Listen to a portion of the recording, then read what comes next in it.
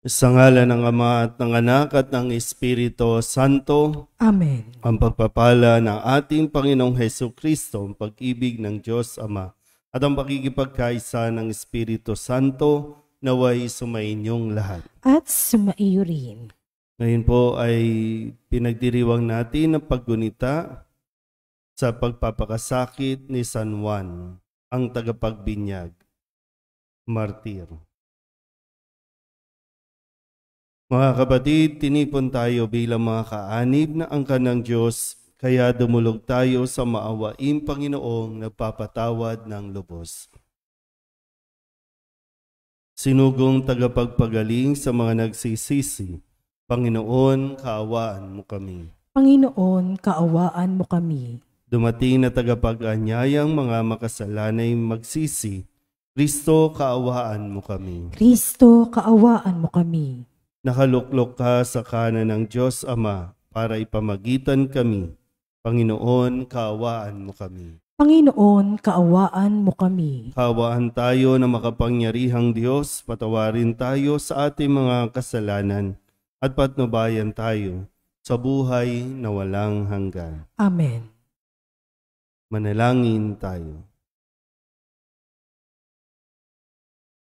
Ama naming makapangyarihan, niloob mong sa pagkasilang at pagkamatay, ang iyong anak ay pangunahan ni San Juan Bautista, ang kanyang pagpapakasakit para sa matapat mong katotohanan at ang kanyang pagsisikap na sundin ang loob mong makatarungan, ay amin nawang dibdibang mapanindigan sa pananalig sa iyong aral sa pamamagitan ni Jesucristo kasama ng Espiritu Santo magpasawalang hanggan. Amen. Magsiupo po ang lahat.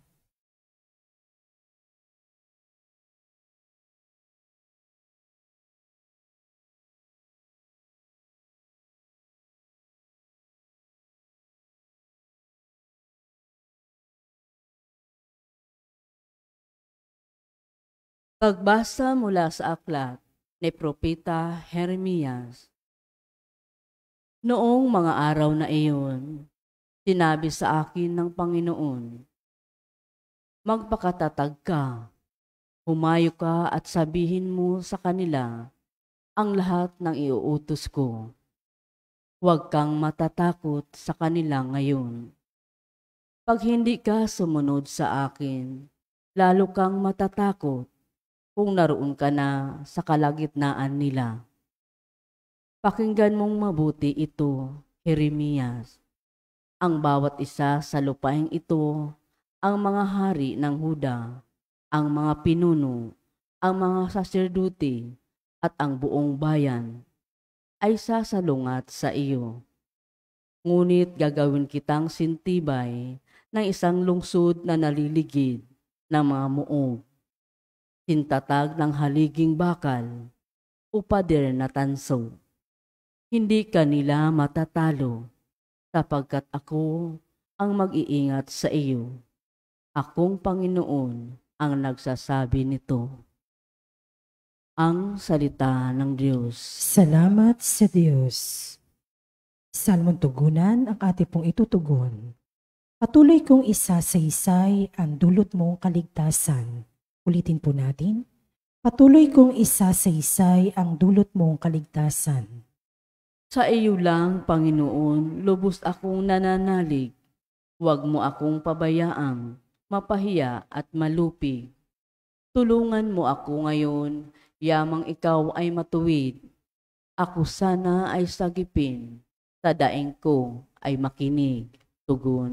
Patuloy kong isasaysay ang dulot mong kaligtasan. Ikaw nawa ang muog ko at ligtas na kakanlungan. Matatag na kublihan ko at matibay na sanggalang. Sa lahat ng masasama, O Diyos, ako'y ipaglaban. Sa kuko ng mababagsik, huwag mo akong pabayaan, tugon. Patuloy kong isasaysay ang dulot mong kaligtasan.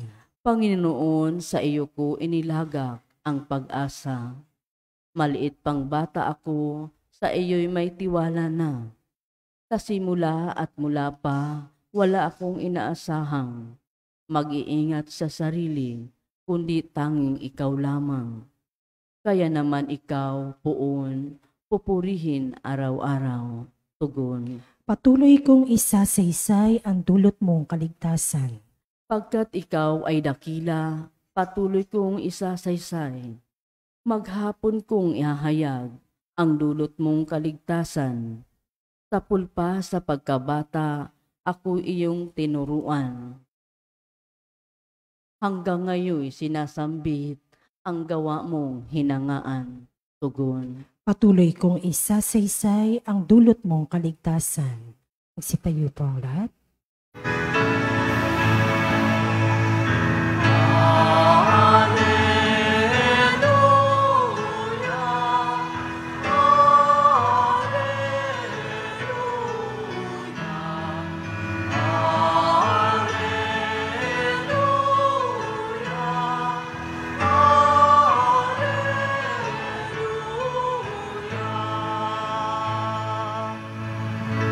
Sa daigdig ay laganap,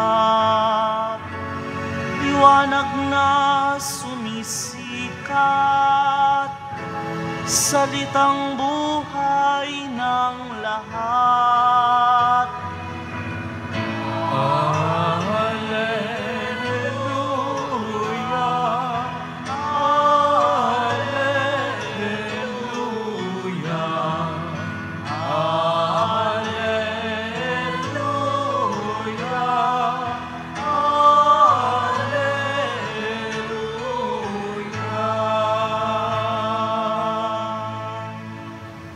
Sumainyo ang Panginoon. At sumaiyo rin.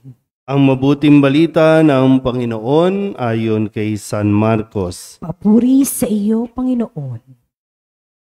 Noong panahong iyon, si Herodes ang nagpahuli, nagpagapos at nagpabilanggo kay Juan dahil kay Herodias.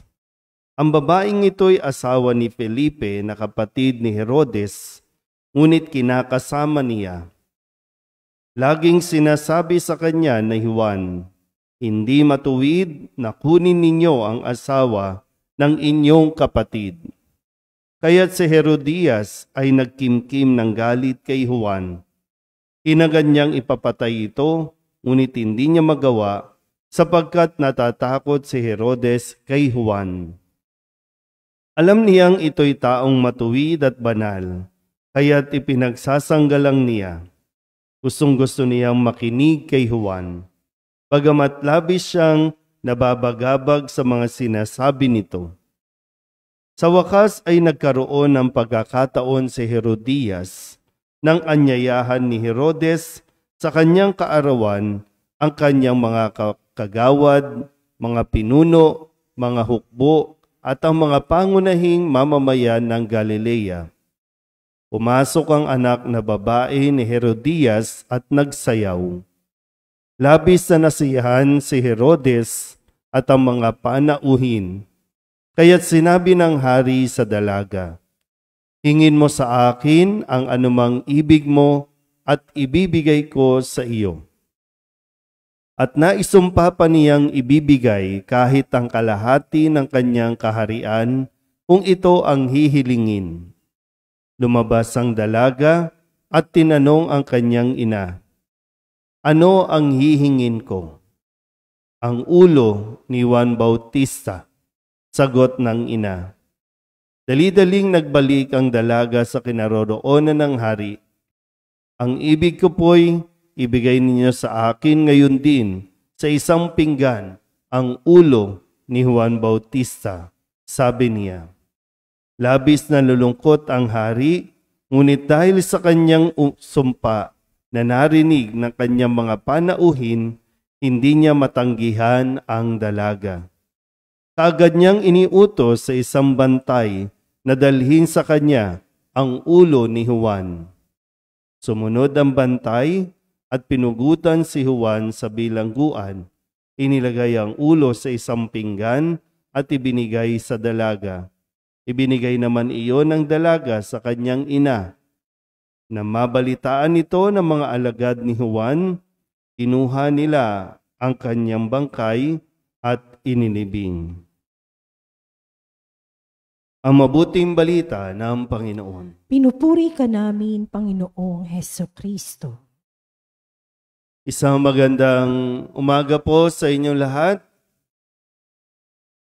Sabihin nyo nga po sa katabi ninyo, huwag kang virus. Takot kayo magsabi, no? Baka mahawa kayo. Pero hindi natin napapansin, talagang marami na tayong nahawaan ng isang uri ng virus. Maganda sana, no? May mga virus na maganda sa katawan, maganda sa paligid, pero may mga virus na talagang nakakasira ng buhay.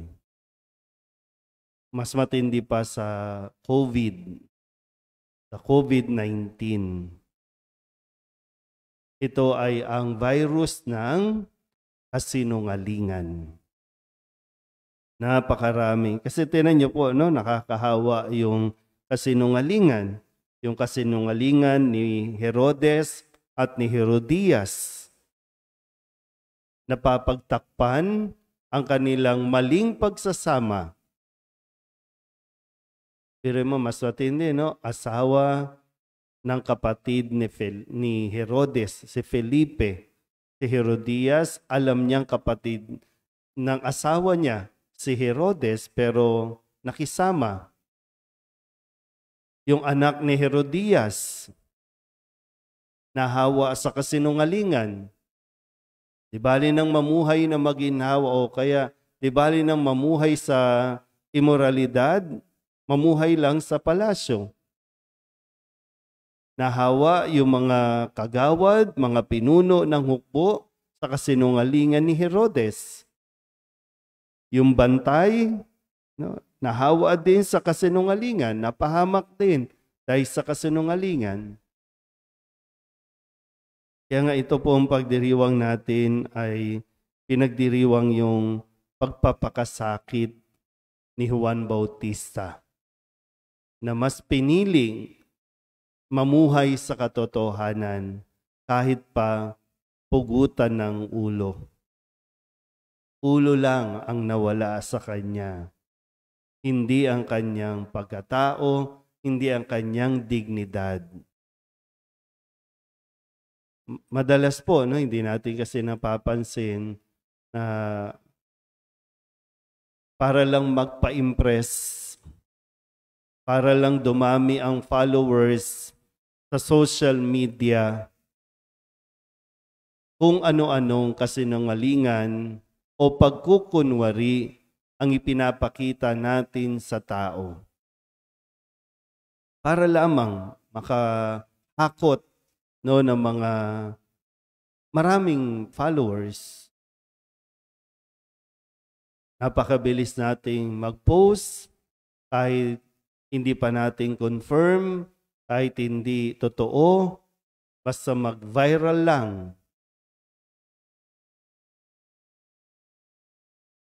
Kung nung panahon ng COVID, tinakpan po ang ating mga mukha, ating mga bibig, para hindi makapagkalat ng virus. Pero ngayon,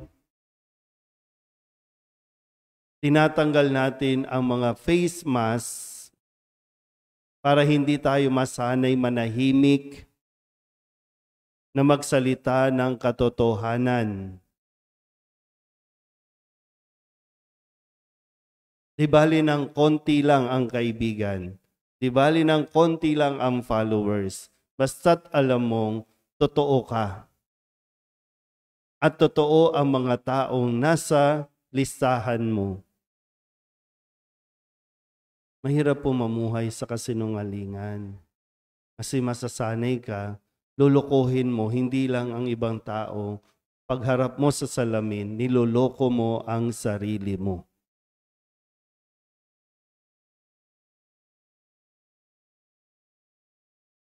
Marami po ngayon talaga, no? Mas pinipiling magsinungaling. Ang magkwento ng kasinungalingan, ang mag-imbento ng kasinungalingan para lamang mapagtakpan yung kanilang kung ano man ang itinatago nila sa sarili nila. O kaya naman, para lang talagang magpa-impress. Kasi ito ang gusto ng tao. Ito ang gusto ng karamihan. Kaya nakikiayon tayo doon.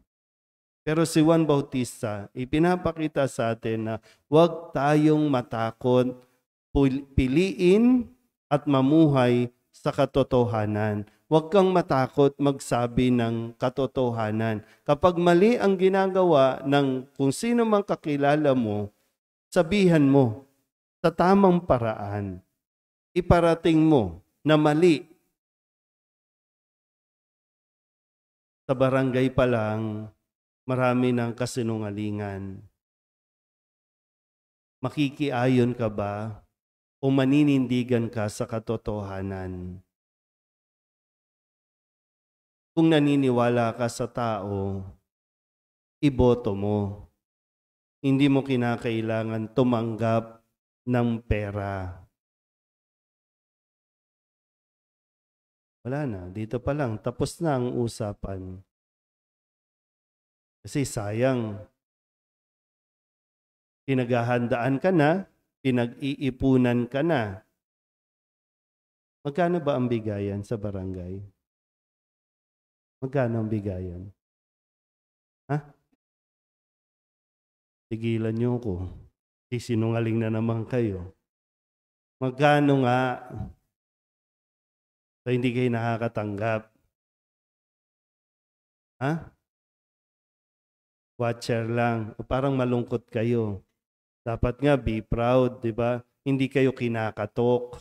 Ibig sabihin, hindi ka mahina.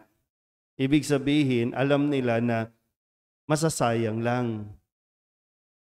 So doon tayo sa makukumbinsi natin. Ngayon pa lang paghandaan mo din kasi ang pagsasalita ng katotohanan, paninindigan yan. Na para bang pag may kumatok sa pinto ninyo, o ito iboto mo bukas yung po pwede mong sabihin, hindi, iyon na lang yan. Kahit piliin mo pa siya, kahit naniniwala kang siya talaga, huwag niyong hayaan matukso.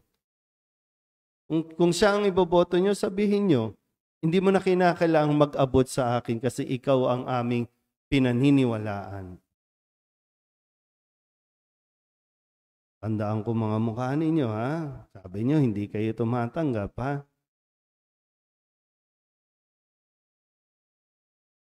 Kasi hanggat pinamamayani natin ng kasinungalingan, pinakakalat pa natin ang virus ng kasinungalingan, huwag tayong umasa na maayos na buhay. At talagang kakailanganin natin magtakip ng muka kasi mahiya naman tayo. Yun yung dapat. Mag-face mask, mag-face shield, yun yung kailangan. Kasi ngayon, mahihirapan kang makita yung katotohanan kasi lahat magpapakita ng kabutihan, ng concern o pagpapahalaga sa barangay. Lahat yan, lalapit na, ngingiti na sa inyo lahat yan. At mahihirapan kang i-identify sino ang totoo at sino ang nagkukunwari. Pero ang tanong, ikaw ba? Nagpapakatotoo ka ba o nakikiayon ka sa kasinungalingan kapalit ng pera, kapalit ng pansin, kapalit ng followers? Nawa, ang halimbawa ni San Juan, mapugutan man ng ulo, sa katotohanan pa rin mamumuhay. Amen?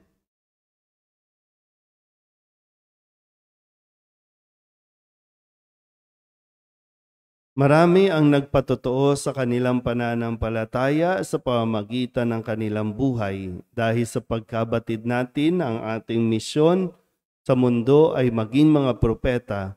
Manalangin tayo sa ating mapagmahal na Ama na gawin tayong tapat sa ating bukasyon. Ang ating pong itutugon, sumaamin nawa ang iyong lakas, Panginoon. Sumaamin nawa ang iyong lakas, Panginoon.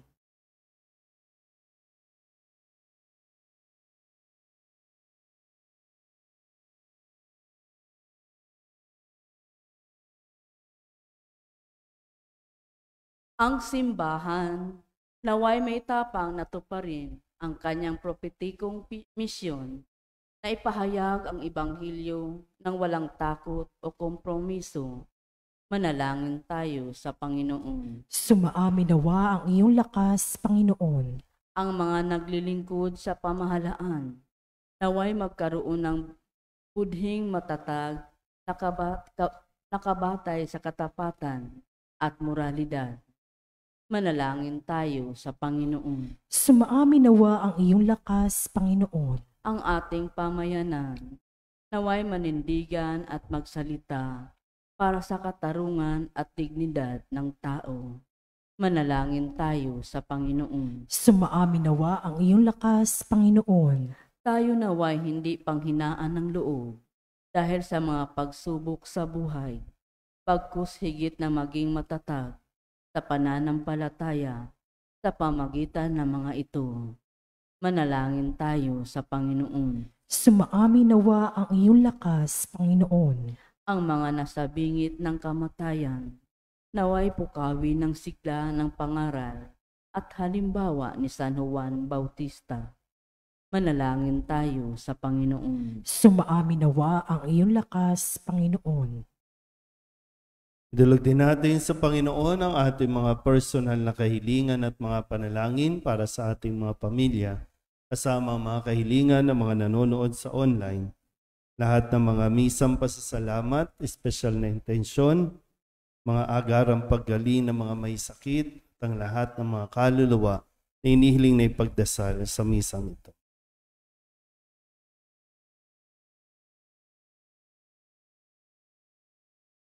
Ang lahat ng ito inihiling namin sa ngalan ni Kristong aming Panginoon.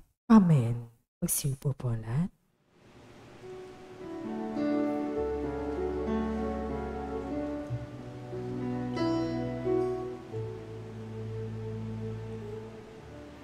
Alay namin aming buhay, bawat galak at lumbay, bawat pangarap naming taglay, sa palad mo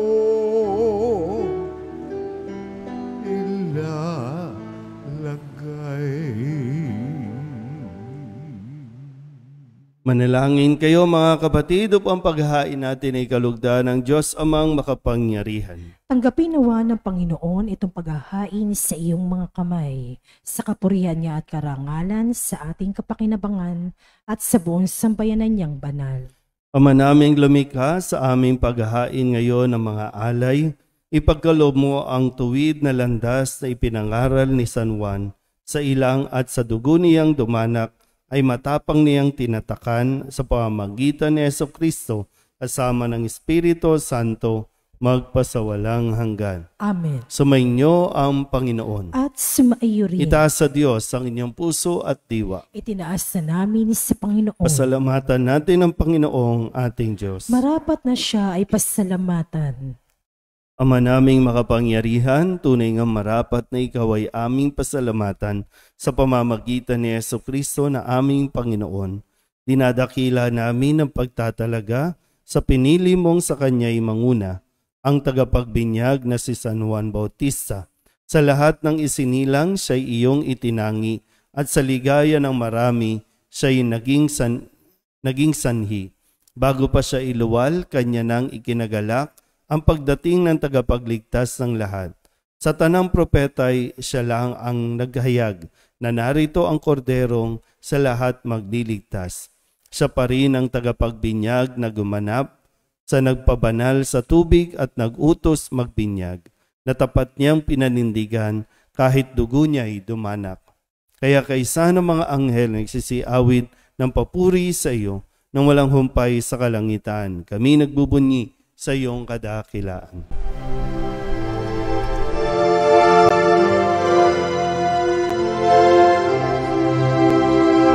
Santo, Santo, Santo, Panginoong Diyos makapangyarihan, napupuno ang langit at lupa ng kalwalhatian mo. Hosana sa kaitaasan,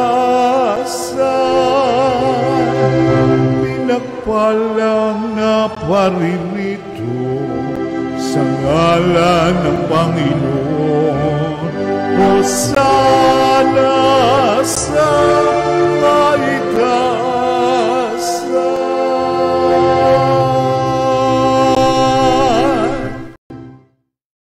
Ama naming banal, ikaw ang bukal ng tanang kabanalan. Kaya't sa pamamagitan ng iyong Espiritu, gawin mong banal ang kaloob na ito upang para sa aming maging katawan at dugo ng aming Panginoong Hesukristo.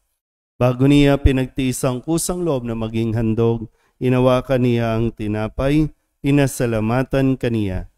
Pinaghati-hati niya iyon, iniabot sa kanyang mga alagad at sinabi,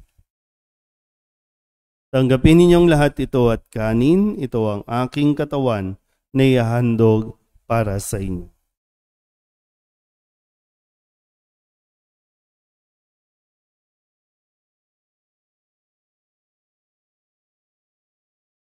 Gayun din naman nung matapos ang hapunan, hinawakan niya ang kalis, muli kaniyang pinasalamatan. Iniabot niya ang kalis sa kanyang mga alagad at sinabi, "Tanggapin ninyong lahat ito at inumin. Ito ang kalis ng aking dugo, ng bago at walang hanggang tipan. Ang aking dugo na ibubuhos para sa inyo at para sa lahat sa pagpapatawad ng mga kasalanan. Gawin ninyo ito sa pag-alaala sa akin."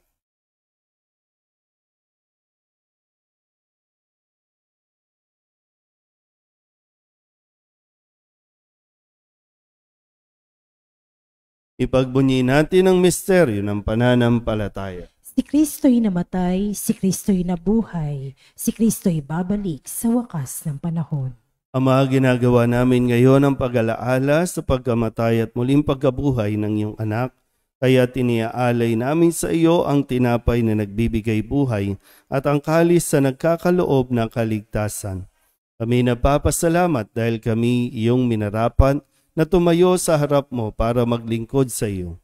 Isinasamo namin kami magsasalo-salo sa katawan at dugo ni Kristo ay mabuklod sa pagkakaisa sa pamamagitan ng Espiritu Santo.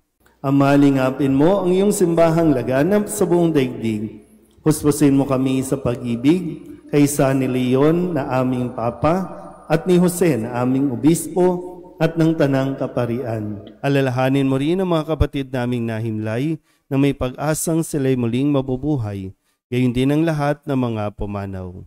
Tawaan mo sila at patuloyin sa iyong kaliwanagan. Tawaan mo at pagintapating kaming lahat na makasalo sa iyong buhay na walang wakas. Kaysa ng mahal na Birhen Maria na ina ng Diyos, ng kabiyak ng puso niyang sa San Jose, kaysa ng mga apostol at ng lahat ng mga banal na namuhay dito sa daigdig na kalugod-lugod sa iyo, may pagdiwang nawa namin ang papupuri sa ikararangal mo sa pamamagitan ng iyong anak na aming Panginoong Hesukristo.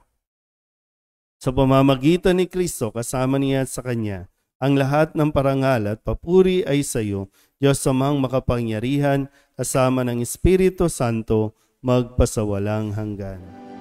Amen.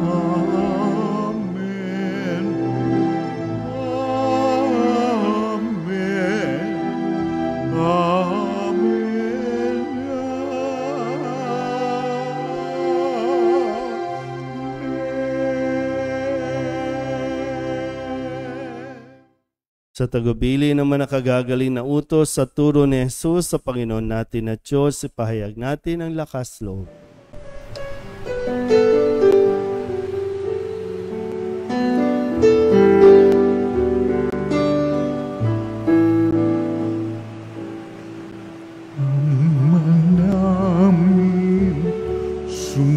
Sumasalang ka, sambahin ang ngalan mo, mapasam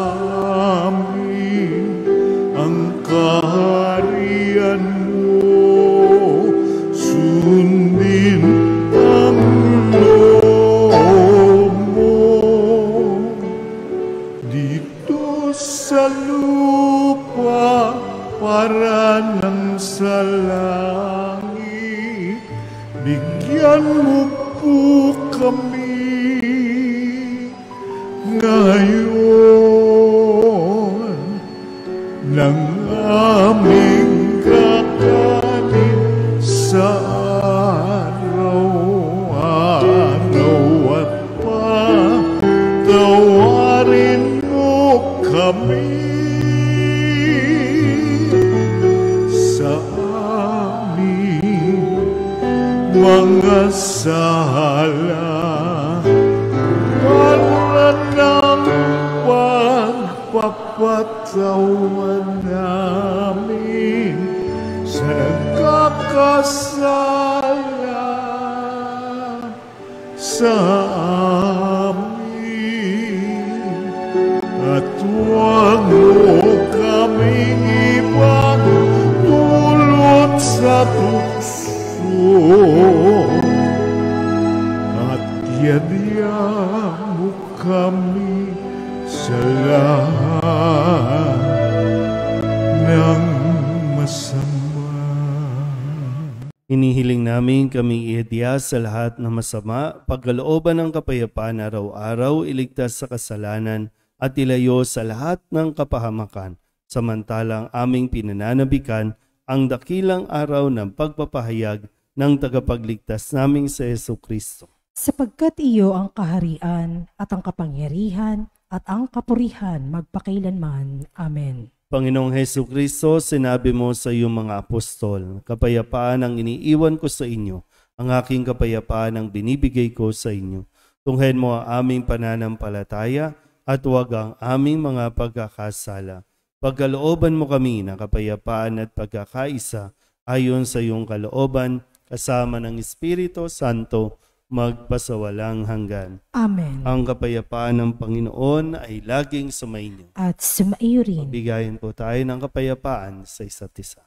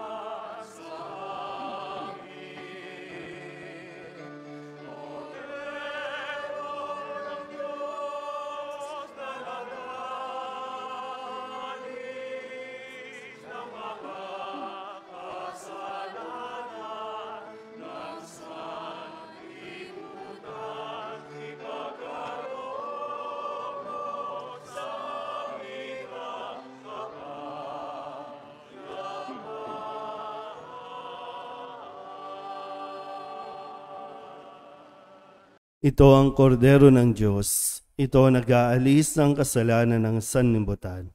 Mapalad ang mga inaanyayahan sa kanyang piging. Panginoon, hindi ako karapat-dapat na magpatuloy sa iyo. Ngunit sa isang salita mo lamang ay gagaling na ako.